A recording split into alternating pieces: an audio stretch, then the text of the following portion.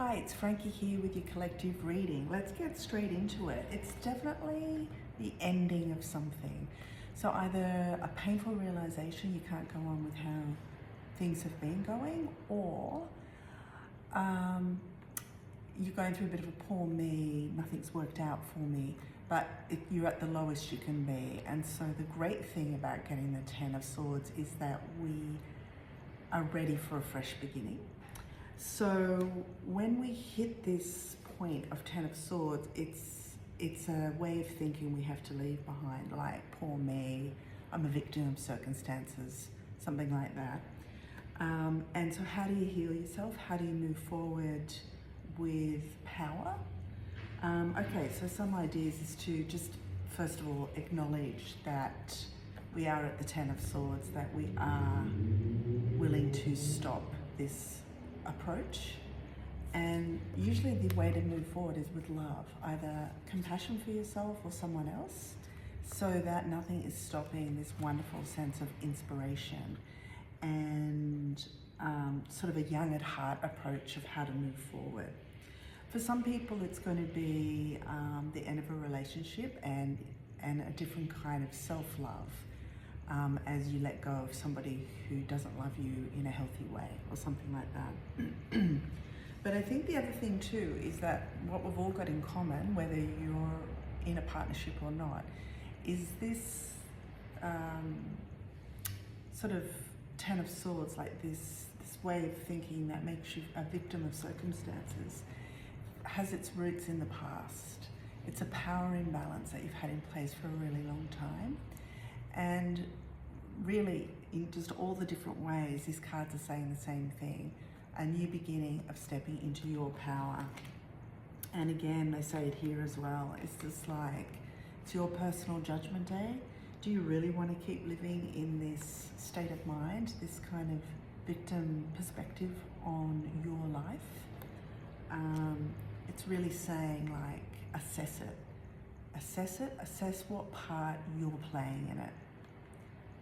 Like, as you can see, it's like big trumpets playing, like it's a dramatic moment where you're the final word on how you live your life. Like, this is a bit of a weird way to put it, but like, what dead bodies are floating around? Like, what unattended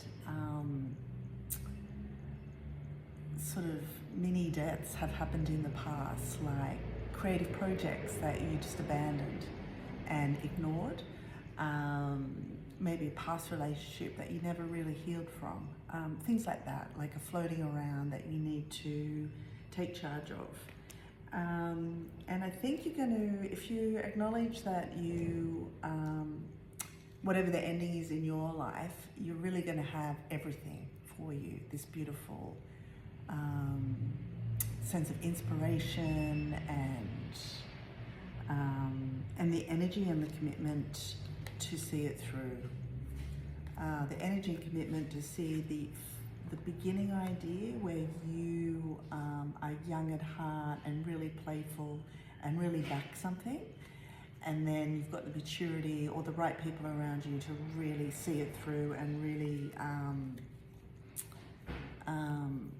be the grown-up in your own life. Because I think sometimes, like, serious things happens to people, but this, at the base of the Ten of Swords, is you're waiting for someone else to rescue you. And a great way to sort of get around it, if you've had a bit trapped by your way of thinking, is to blame it on the gods, like the ancients used to. So in this one, it's based on a Greek myth where a whole storyline is based on the mischief of the gods. The three Furies came and interfered with a mortal's life. And, you know, maybe you could just play a game and kind of make it fun, like use your creativity to write a story about it where you're freed of this painful curse or something. Because I do think, like, it's definitely time to heal an emotional wound. Is that around expressing desires or using your creativity? Stop waiting for someone else to give you permission to live your life the way you want, and just shake yourself free of this storyline.